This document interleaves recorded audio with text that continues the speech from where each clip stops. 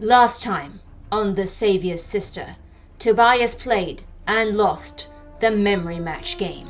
He and Leila did some will they won't they kiss action before he went for a little swim.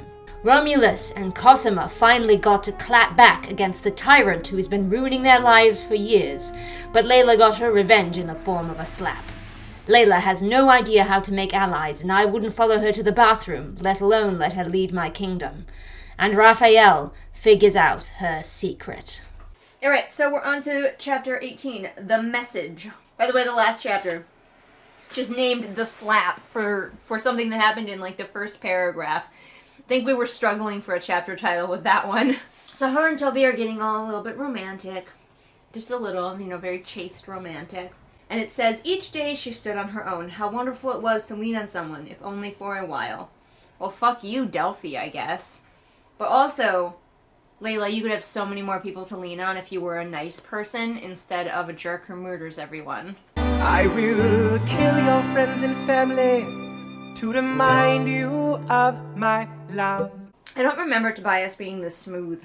He's just like perfect boyfriend guy. Maybe when we could hear his insecurities, he seemed less smooth. If the Sovereign has these 3 assassins that he set up to kill Leila when one of them inevitably wins the tournament, shouldn't he be trying harder to set it up so they would win? But he doesn't even care. He just set his assassins out into this tournament and hasn't paid attention to them since. But then again, he is Mr. Does Not Have a Plan man. Well, Tobias is like, the way the proctor spoke to you, it was appalling. You didn't deserve that. And then Leila says, yes, well, the proctor has a personal problem with me that goes back quite some time. You stole his daughter! His child, you stole her. I should say yes. He does have a problem with you that goes back a long time. I cannot get over this. Leila's like, would he just get over the fact that I stole his child? I cannot with these people. Mostly her. I cannot with her. Tobias and Leila are just making out, doing their thing. And then Enzo comes in. And we're reminded that he's a Kovarian. And the language that Leila needs to translate is Kovarian. Oh yeah, and he has that cringy accent. I see nothing. You two were having conversation, nothing more. I go. I stand outside. If someone want in, I direct elsewhere. When the angels balalaika strum the sweet song of love? Mambo! Maybe Jenna should try to steer clear of writing accents as well. But we're going to skip ahead to another Senate meeting, apparently. Apparently, Leila hasn't realized that she could ask Enzo to read the thing for her. She was too busy making smoochy times with Tobias. I will say one thing. I was worried that this book was going to be all scenes from the Senate floor. Because, it was supposed to be more political. But, really, the only reason that most of these Senate scenes exist is to have Leila figure out who she's going to kill next. I didn't even know Thesson had lords, but apparently the shepherd and the dragon continue to garner favor among the nobility. The lords of Thesson trust the approval of their sovereign. Where are these lords? What do they do? Are they like landholders and then they report back to the sovereign? Do some of them live in the palace? Like what is their job? And the commoners favor the artist for reasons unclear. He's like, why do they like the artist? And mostly due to his performance of late, particularly in the battle against the giant. The only thing that the commoners have seen so far, since everything else is taking place in an underground cave. Also, he can fucking teleport, so yeah, cool. I root for teleporty guy. Common folk will surely favor a common man. I'm pretty sure it's because he can teleport. And now she's cornered Romulus and she's making him grovel for wounding her delicate pride. And I hate it.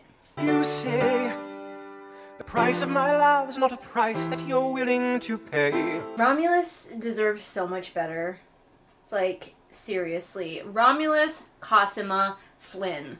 What are they doing in this book? They should go be in their own book where they can go be interesting characters instead of having to deal with Leila all the time. We've gotten to the part where the men are finally brought into the palace. We're progressing. There's so much book left, though. People who speak Kovarian are throwing themselves at Leila, and finally she realizes that she should ask one of them to translate for her. Her other servant, Cecily, who I almost forgot about, the mom-like servant, is helping her prepare a dress for when the boys show up, and she speaks in Kovarian, and Leila's like, wait a minute, you speak Kovarian, which, Leila, you would know if you paid any attention to anyone except yourself. So she doesn't even need to use the Kovarian she previously was interacting with. She'll just use this one. So more and more of Leila's servants are turning out to be Kovarian or to read Kovarian, and I'm just like, if you had any real allies, Leila, you would know their skills and you would be able to get this shit read for you a lot faster. Oh, the thing that they translate isn't even anything useful. It just says, death to the savior, her line, and all who bathe in her feeble light. May Thesson waste away beneath the rotting corpse of their queen. Not new information or anything helpful. But apparently Leila thinks that this means Kovar is plotting against her. Or you just found out that multiple of your servants speak Kovarian, and so potentially it's just somebody who writes and speaks in Kovarian and who knows that you don't speak it, so they write in it. But obviously, yes, probably Kovar is moving against her, which means we could have had a flying cow launched at them while they were standing in the tower, and we missed out on that opportunity. I'm so mad. Jesus Christ! But now Leila thinks, I think, that Enzo might be a spy. To be honest, Kovar doesn't have to move against Leila. She has so little power. Unless we're to believe that Kovar is moving against all of Thesson because they think that Leila's in charge. So maybe that is a greater problem that Leila might have to actually do something about. For some reason, we have a scene where Asher comes in and slut-shames Leila. And then she teleported away right in front of him, so fuck being sneaky, I guess. But it did let Leila have a self-righteous rant about how she could do whatever she wants. Why is there purity culture in Thesson? Okay, so one member of the gay pair wasn't dead until now. That was Xander. The guys are having a big tussle because somebody killed Xander, and the other member of the duo, the couple, is upset. Okay, Enzo is the other half of the couple, and he's gonna go kill Caesar because Caesar killed his boyfriend. Why are there two gay guys in the tournament? Not clear. Well, there's that. And then they done killed him, and, by Caesar, I guess. So, she gets to decide if she's gonna let the gay guy go, or Raph go, or maybe she gets to let them both go at the same time, because it can be two people. It's just weird and confusing, and the rules are made up and the points don't matter. So not to alarm anyone, but there are ferrets loose in this very room. We will try to survive the ferrets, but for now, we'll read chapter 19. The Kovarian. So they think Enzo might be a Kovarian spy aiding in your assassination. Honestly, I wouldn't be worried about him. This assassination has got to be the worst attempted assassination ever. I thought maybe we were worried about Kovar because it was going to, like, attack. But no, it sounds like they're just here to assassinate her and, like, form a queue, because there are so many people here to assassinate her and none of them are doing a good job. So here's the question: why is Leila even considering releasing Enzo? Because she's like, he's the spy, he's the spy. Release the guy who knows that you're the savior. Somehow he's the only one who knows. Release him, whatever you promised. And assassinate the other guy. We've already seen you taking on big trained warriors. Just sneak on down there sometime to the labyrinth, and just murder him. Oopsie daisy, he mysteriously died. Well, it's a dangerous tournament. At least Leila is also considering freeing Tobias. We know she's not gonna do it, but hey, at least she's considering it. Could you not also free one of your assassins? That would fuck with your dad real hard. I mean, she did, like, say one of the assassins when she was talking to her dad before, and he was like, no, not that one. But that's because, specifically, that assassin was the Sovereign's, like, champion. But there are still two assassins alive, so she could get rid of the other one. How anticlimactic would it be if the assassin was like, ah, finally, I'm getting closer to my goal, and she's just like, bye, and he's just forced to leave. This useless boy. Useless. He just lays around inside the couch all day. And then I have to try to get him out. He's like always so deep asleep that I have to like tip the couch over. Yeah, you are useless. Just look at this. Look at this useless creature. Absolutely good for nothing. Can't do a thing with him. Just frosting with feet. There's the people. What do you think? I am a useless long boy. All the animals are just making noise tonight. Alright, Galt, why don't you go play or do something interesting instead of just hiding in the couch all the time? So for reasons that I'm assuming will be made clear shortly, Leila went and got Enzo and brought him somewhere, and she showed him that she is the savior. Even Enzo says apologies, and he can't even pronounce it with his accent. Everyone says apologies instead of I'm sorry. Is Leila attempting to have an actual feeling? She's talking to Enzo about his dead boyfriend, and I'm just sad he's gone. I'm sad for you as well. She choked over her words. I feel responsible. He died in my tournament. I couldn't stop it. Leila. Honey. You murder people all the time. So Enzo lets Leila put her hand on his big, manly chest, and she feels all of his sorrow and pain at his loss. And what a shock that must be for her to feel bad for someone else besides herself. And it all leads to Enzo praising her. She has the heart of a true queen. So once again, we just lead on to, isn't my main character great? Isn't she the best? You should all love my main character. She's awesome. What a ridiculous way to do this. So Enzo admits to being a spy. Why on earth would Kovar send a spy into the one place that cannot spy? They're trapped underground. What the fuck are they supposed to spy on? They're not going to be able to get any numbers of soldiers or anything. He has to get so far in the tournament to even be allowed into the palace. So, like, this is the worst possible way they can do it. So it's good to know that our enemies also are terrible at planning. Apparently, Enzo is also a Mandalorian, because he says, that is not the way. So after all this, after she's like, I understand you, I see that you're a good man, he admits to being a spy, he says that he's not actually here to spy for her assassination. He's here to spy for a different reason. Not gonna say what it is. After all that, she decides to let him go, which we knew she was gonna do because we read the previous book, but now the reasoning, it's like, no, though. Because you have leverage on him because you know he's a spy, so like he could potentially be an ally now, maybe? Sort of an unsteady ally. That'd be an interesting dynamic. But no, you're gonna let him go and keep the other fuckface who you promised to release because you want to get rid of this spy who seems like a perfectly reasonable dude, and honestly I think you could bring around to your side. And of course before he goes, Enzo reassures her that she and the artist Tobias are a good match because everybody actually is very invested in Leila and her love life. Okay, so this is a thing that just happened. She's sleeping and then all of a sudden a bunch of guards come, they pin her down, her dad shows up, he stabs her, takes a vial of her blood, and then fucking pieces out. What?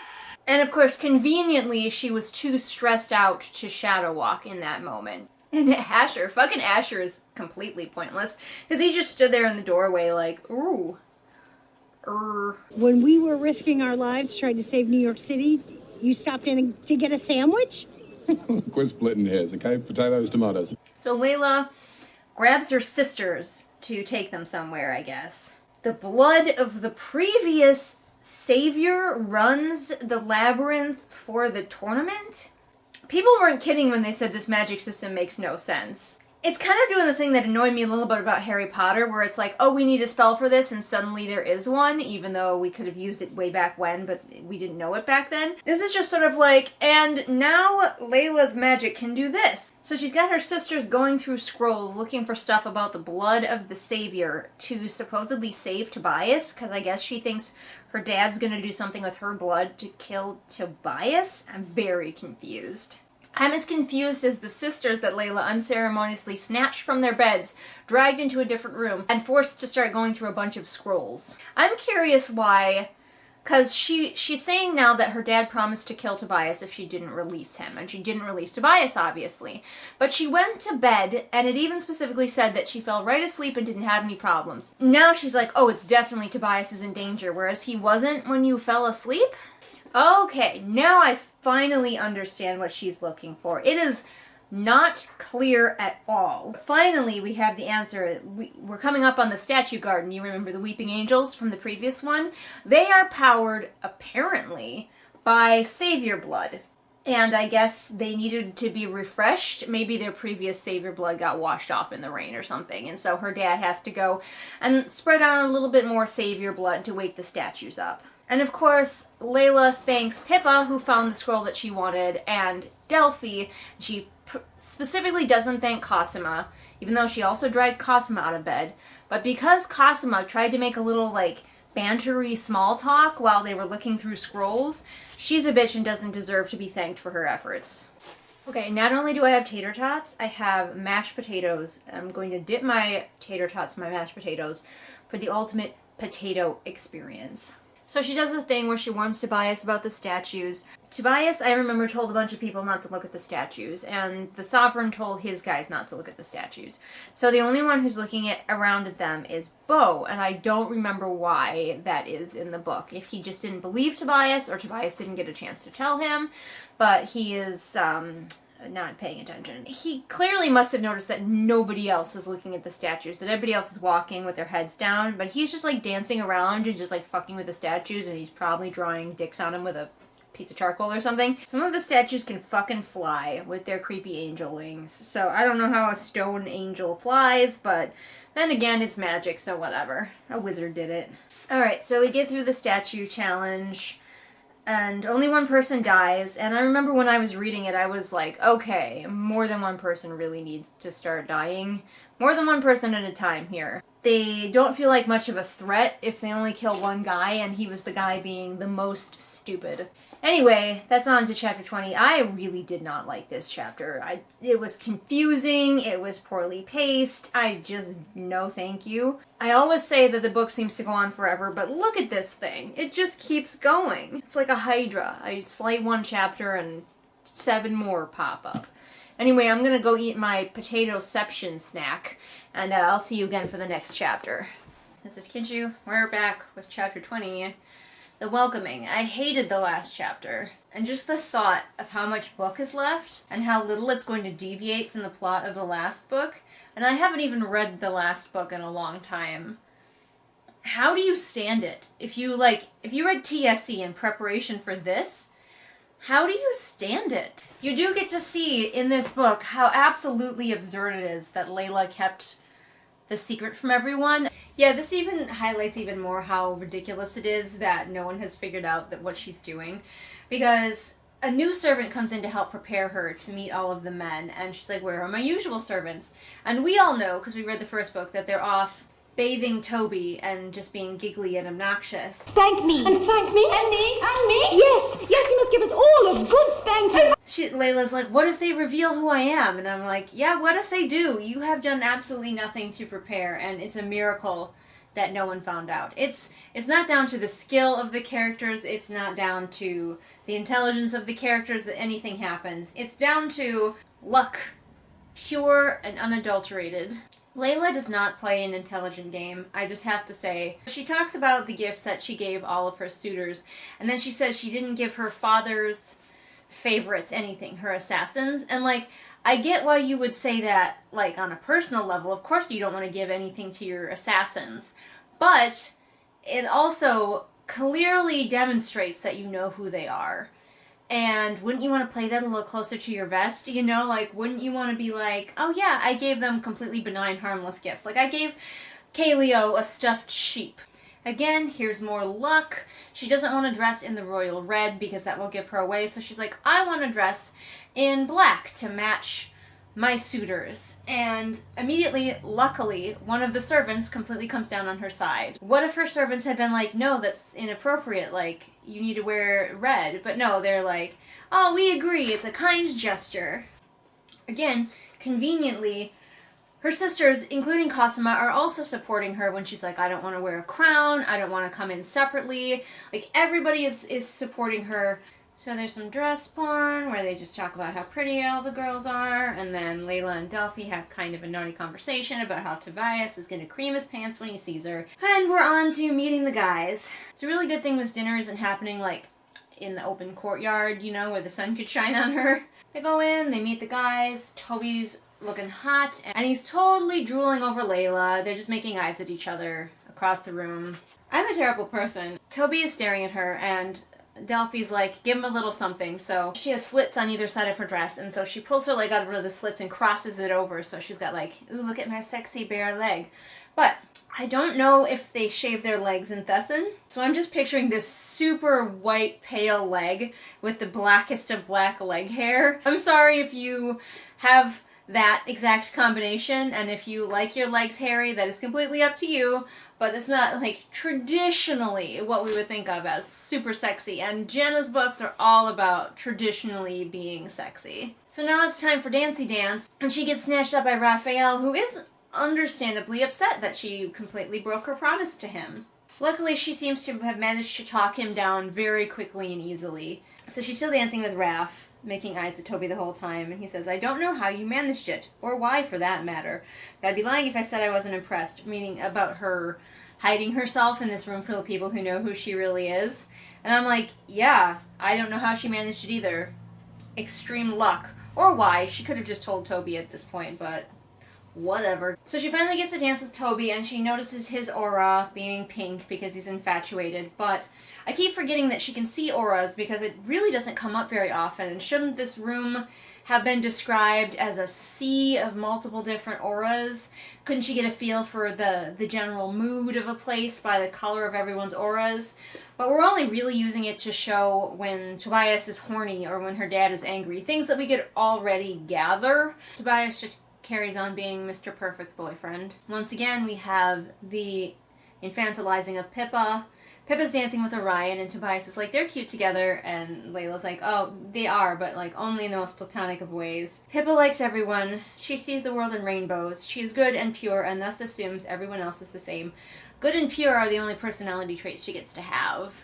This is mostly just them dancing and flirting. If you're really into their romance, I guess, but Tobias is such a blank slate perfect boyfriend in this book that it's not interesting. Leila keeps saying, you're bad, to Tobias, and like, maybe once it's just yet another example of the awkward writing, but she keeps saying it, and it keeps sounding just as stupid as the last time she said it. You're bad.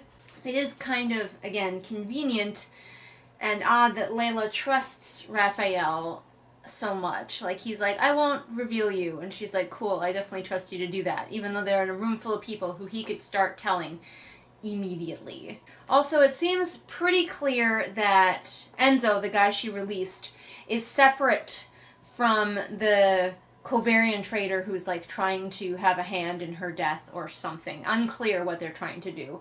But she's talking to Romulus now at the end of this chapter, and it seems like whatever's going on with the Kovarians is still going on, even though Enzo has been released. So whatever Enzo was there to spy for, not related to this, which, I mean, he kind of admitted. He's like, I'm not spying for the assassination part, I'm spying for something else.